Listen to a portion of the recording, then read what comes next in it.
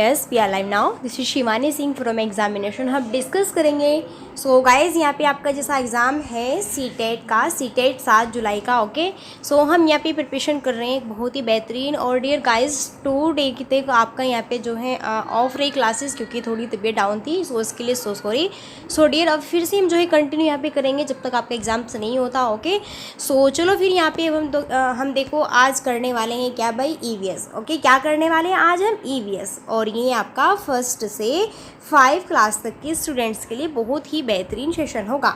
और यहाँ पे मैं आपको 61 से 75 तक के क्वेश्चन सॉल्व कराऊंगी, यानी कि 50 क्वेश्चन सॉल्व कराऊंगी। बेहतरीन ज़बरदस्त सेशन होगा।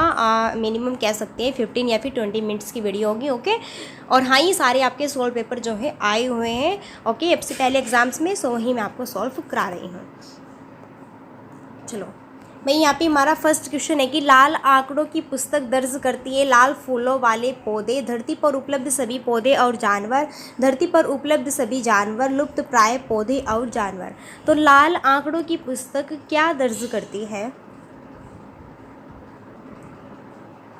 सो भाई लाल आंकड़ों की जो पुस्तक है वो दर्ज करती है, क्या दर्ज करती है? वो करती है लुप्त प्राय पौधे और जानवर। देखो जब जो है यहाँ पे पेड़ पौधे लुप्त हो रहे हैं, है ना, ख़त्म हो रहे हैं, है ना, जानवर ख़त्म हो रहे हैं। ओके तो वो लाल आंकड़ों की पुस्तक में दर्ज की गई। जो ईवीएस है ना, ईवीएस इसमें यहाँ पे पर्यावरण में 2 बुक को रखा है। एक तो ग्रीन वाली है ना, एक तो ग्रीन आंकड़े की पुस्तक है, एक लाल आंकड़ों की पुस्तक है। ग्रीन आंकड़ों की पुस्तक में तो वो रखी जाती है जिसमें कि क्या होता है, इनका संरक्षण होता है कि इनका भाई लुप्त जो ये प्राय पौधे हैं ना, जब इनका संरक्षण होता है पेड़ पौधों का और इनका जानवरों का संरक्षण, यानी कि बचाओ इनके, ठीक है, इन्हें अधिक से अधिक यहाँ पे लगाते हैं, उगाते हैं। ओके इनका संरक्षण करते हैं, बचाव करते हैं, तो वो ग्रीन आंकड़े की पुस्तक में है। लेकिन लाल आंकड़े की पुस्तक में क्या दर्ज है? लुप्त प्राय पौधे, यानी कि धीरे धीरे जो पेड़ पौधे ही नष्ट हो रहे हैं और जानवर भी धीरे धीरे जंगलों से नष्ट हो रहे हैं। Okay next, Nehru institute of mountaineering स्थित है उत्तरकाशी में, दार्जिलिंग में, धर्मशाला में या फिर ऊटी में।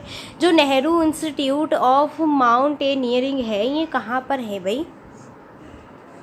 सो गाइज ये कहाँ पर है? ये है दार्जिलिंग में। तो यहाँ पे जो है हमारा बी ऑप्शंस क्या होगा, राइट होगा। कहाँ पर है ये? दार्जिलिंग में है। Okay Nehru institute of mountaineering कहाँ पर है? ये दार्जिलिंग में है। गाइज आगे नेक्स्ट क्वेश्चन है, कोई व्यक्ति 29 सितंबर 2019 को एक्सप्रेस ट्रेन में सूरत गुजरात से नागरकोइल केरल जाने के लिए बैठा।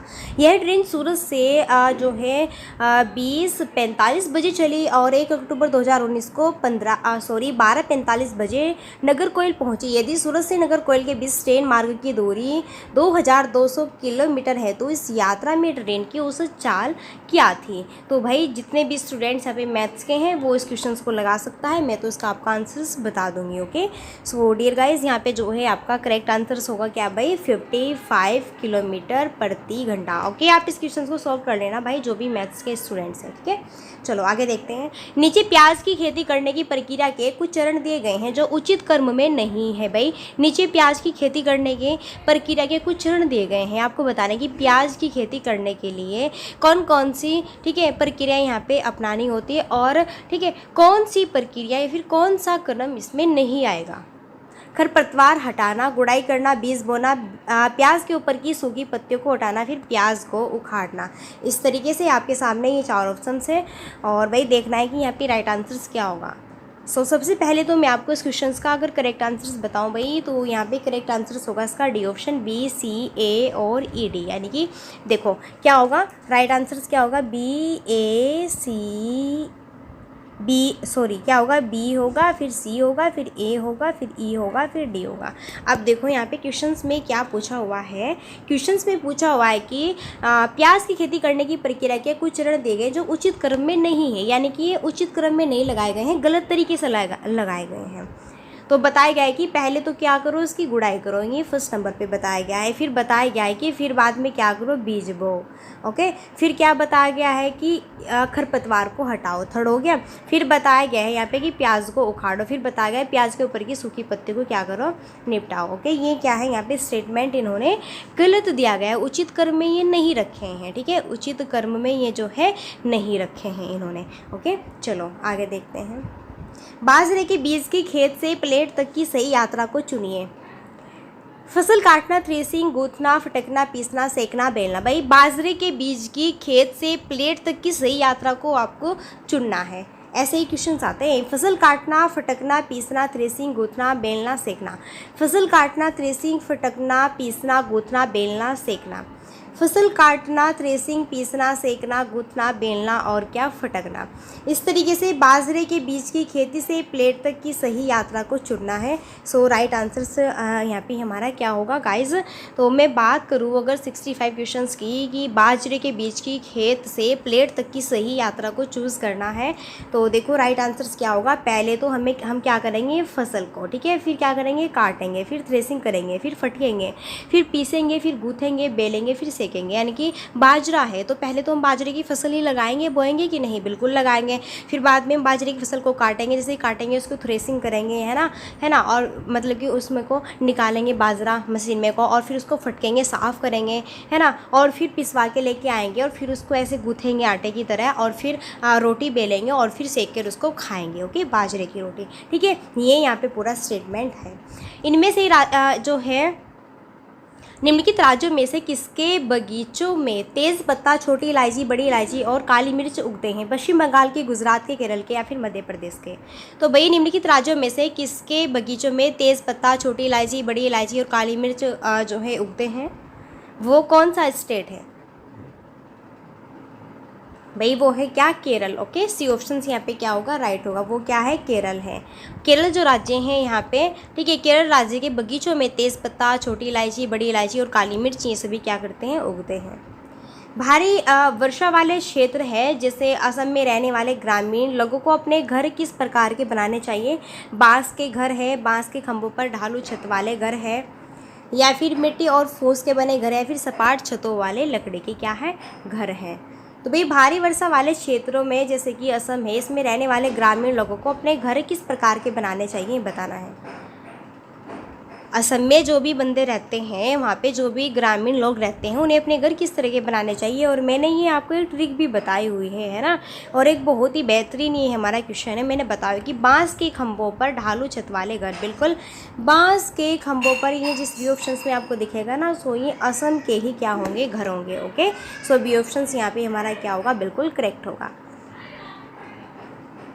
किसी पुस्तक में गोलकोंडा के किले का मानचित्र दिया गया है। इस मानचित्र की तली में पैमाना दिया गया है जिस पर लिखा है पैमाना 1 सेंटीमीटर बराबर 110 मीटर है।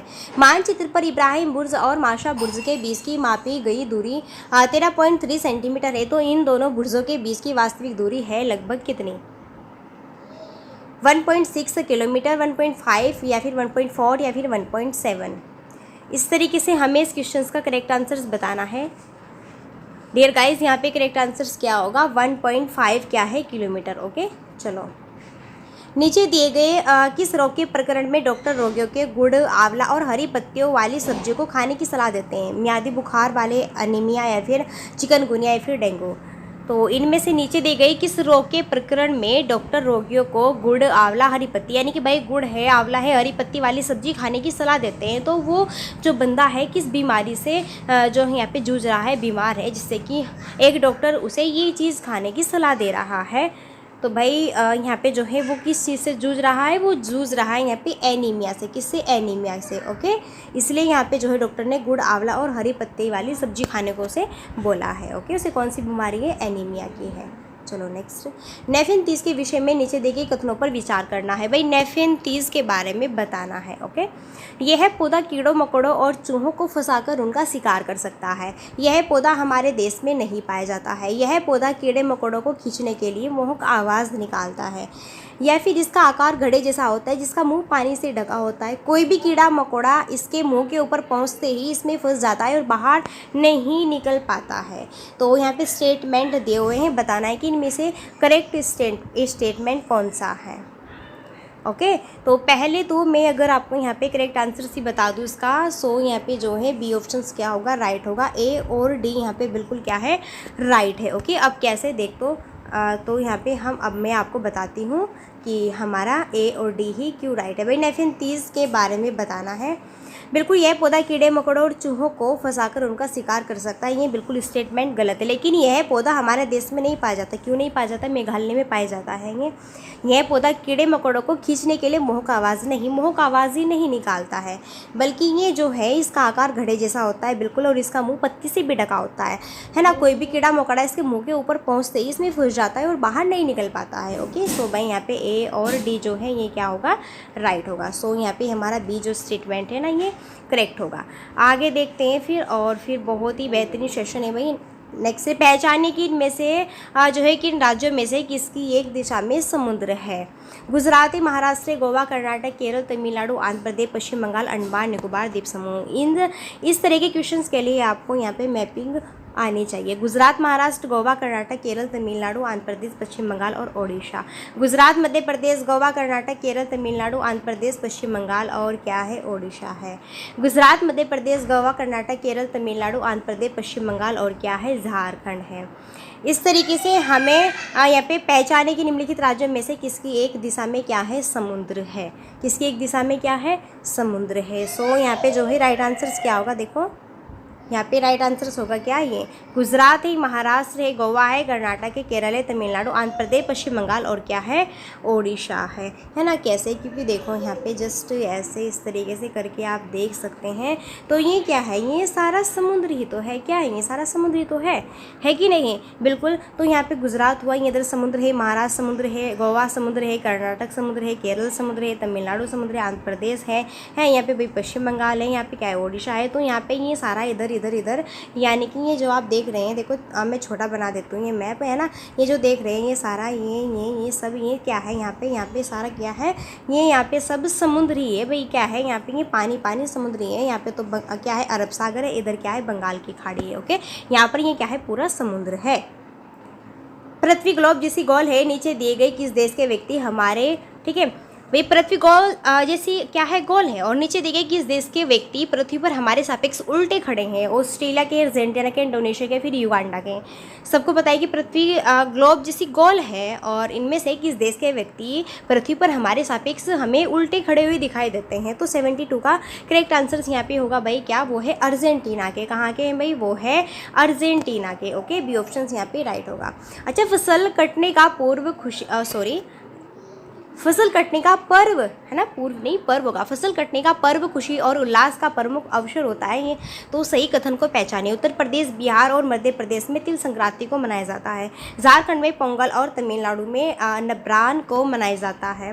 गुजरात लोहड़ी को मनाता है और केरल ओणम को मनाता है। महाराष्ट्र में गुड़ी पड़वा, असम में बिहू और पश्चिम बंगाल में नवरात्र मनाया जाता है। इसी तरीके के क्वेश्चन आते हैं हार्ड लेवल के। अब देखना है कि आपको क्या करना है। तो यहाँ पे देखो स्टेटमेंट क्या 1 सेकंड सही है, क्या फिर 1/4 सही है, कि 1/3 या फिर सेकंड और 4 सही है। सो गाइस, पहले तो मैं आपको यहाँ पे अगर इस क्वेश्चन का राइट आंसर्स बता दूँ तो देखो यहाँ पे क्या होगा भाई? बी ऑप्शन राइट होगा। ए और 4 ऑप्शन यहाँ पे सही है, यानी कि 1 और 4 ऑप्शन सही। देखो, फसल कटने का पर्व खुशी और उल्लास का प्रमुख अवसर होता है, तो सही के अंदर पहचानना है। जी हाँ, उत्तर प्रदेश, बिहार और मध्य प्रदेश में तिल संक्रांति को मनाया जाता है। जब फसल कटती है ना, तो उसकी खुशी में जो है उत्तर प्रदेश में, बिहार में, मध्य प्रदेश में तिल संक्रांति को मनाया जाता है। तो ए ऑप्शन करेक्ट होगा। और हाँ, डी ऑप्शन भी राइट है। महाराष्ट्र में गुड़ी पड़वा, असम में बिहू और पश्चिम बंगाल में नवरात्र मनाया जाता है। बिल्कुल। तो यहाँ पे 1 और जो है हमारा 4 ऑप्शन क्या होगा? करेक्ट होगा, यानी कि यहाँ पे देखो बी ऑप्शन क्या होगा? राइट हो जाएगा। ओके, चलो आगे बढ़ते हैं फिर नेक्स्ट। बेहतरीन है ये भी। पोचमपल्ली एक शहर है जहाँ के अधिकांश परिवार बुनाई का कार्य करते हैं और एक विशेष प्रकार का वस्त्र जिसे वह बुनते पोचमपल्ली कहलाता है। यह शहर जहाँ सुंदर चमकदार रंगों की जो है साड़ियाँ भी बनती है। किस राज्य का भाग है? केरल का है, कर्नाटक का, तमिलनाडु का या फिर तेलंगाना का? तो पोचमपल्ली एक क्या है? शहर है जहाँ के अधिकांश परिवार बुनाई का कार्य करते हैं और एक विशेष प्रकार का वस्त्र जिसे वह बुनते हैं, तो पोचमपल्ली कहलाता है। तो यह शहर जहाँ सुंदर चमकदार रंगों की साड़ियाँ बनती है, किस राज्य का वो भाग है? तो वो भाग है भाई कहाँ का? पोचमपल्ली बताना है बस, किस राज्य में है? वो है तेलंगाना में। कहाँ में है? तेलंगाना में। तो ध्यान से देखो यहाँ पे डी ऑप्शन क्या होगा? राइट हो जाएगा। डी ऑप्शन क्या हो जाएगा? यहाँ पे राइट हो जाएगा। नेक्स्ट, नीचे दिए गए कथनों में से अल बरूनी जो एक विद्वान थे और जिन्होंने हमारे देश का भ्रमण 1000 वर्षों से भी पूर्व किया था के बारे में सही कथनों को चुनना है। तो वह एक यात्री थे जिन्होंने हमारे देश का भ्रमण किया और जो प्रक्षेण, ठीक है, जो यहाँ पे प्रक्षेण किया उसके बारे में लिखा। वह अफगानिस्तान से आए थे, या फिर उन्होंने उन चीज़ों के बारे में लिखा जो उन्होंने अपने देश से जो है क्या लगी, भिन्न लगी। या फिर उनकी पुस्तक से हम अपने देश के भूतकाल और सांस्कृतिक विरासत के बारे में बहुत कुछ जानकारी प्राप्त कर सकते हैं। या फिर उन्होंने विशेष रूप से हमारे देश के लोगों के तालाब बनाने में कुशलता को उल्लेख किया है। तो यहाँ पे स्टेटमेंट आपको दिए हुए हैं और इस तरह के क्वेश्चन आएंगे। अल-बरूनी हर बार आपका सीटेट में पूछा जाता है, वो चाहे किसी भी फॉर्म में पूछा जाए, है ना, हर एक तरीके से आपसे ये क्वेश्चन पूछा जाता है अल-बरूनी वाला। तो बेहतरीन ज़बरदस्त वाला क्वेश्चन है भाई। देखो सारे क्वेश्चन हार्ड लेवल के हैं, मैंने आपको जो कराए ना बिल्कुल इसी बेस पर आपके क्वेश्चन आएंगे, क्योंकि मैंने भी इसी तरीके से यहाँ पे, ठीक है, जो है यहाँ पे प्रैक्टिस की थी और भाई मेरे बहुत अच्छे मार्क्स आए थे और अच्छे से मैंने जो है क्वालिफाई किया हुआ है सीटेट को। सो गाइस इसी तरीके से मैं आपको अपने तरीके से पढ़ा रही हूँ कि आपको क्या पढ़ना है, क्या क्या नहीं पढ़ना है। तो पहले तो देख लेना है यहाँ पे राइट आंसर्स क्या होगा। सी ऑप्शंस होगा, यानी कि ए, सी, डी और ई ऑप्शंस क्या है, सही है। ए, सी, डी और ई ऑप्शन से सही है। बी ऑप्शन को छोड़कर बाकी सारे सही है, ठीक है। अल-बरूनी के बारे में बताना है बिल्कुल।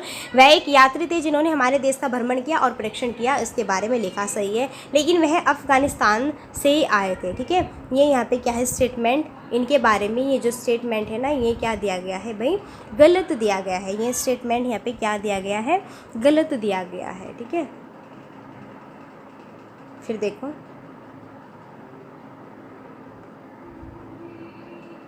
उन्होंने उन चीज़ों के बारे में लिखा जो उन्हें अपने देश से भिन्न लगी। उनकी पुस्तक से हम अपने देश के भूतकाल और सांस्कृतिक विरासत के बारे में बहुत कुछ जानकारी प्राप्त कर सकते हैं, बिल्कुल सही है और ये भी सही है। अच्छा अब आप ये बताइएगा कि जब ये अफगानिस्तान से नहीं आए हैं तो फिर जो ये अल-बरूनी है किस देश से आए हैं, ये आप मुझे नीचे कमेंट बॉक्स में बताना है। ये आपके लिए क्या है, होमवर्क है, ठीक है। ये आप मुझे नीचे कमेंट बॉक्स में बताएंगे, ये आपके लिए क्या है, होमवर्क है। आप मुझे बताएंगे कि अल-बरूनी जो है किस देश से आए थे, अफगानिस्तान से नहीं आए तो ये किस देश से आए थे, ठीक है। ये आप मुझे नीचे कमेंट बॉक्स में बताएंगे।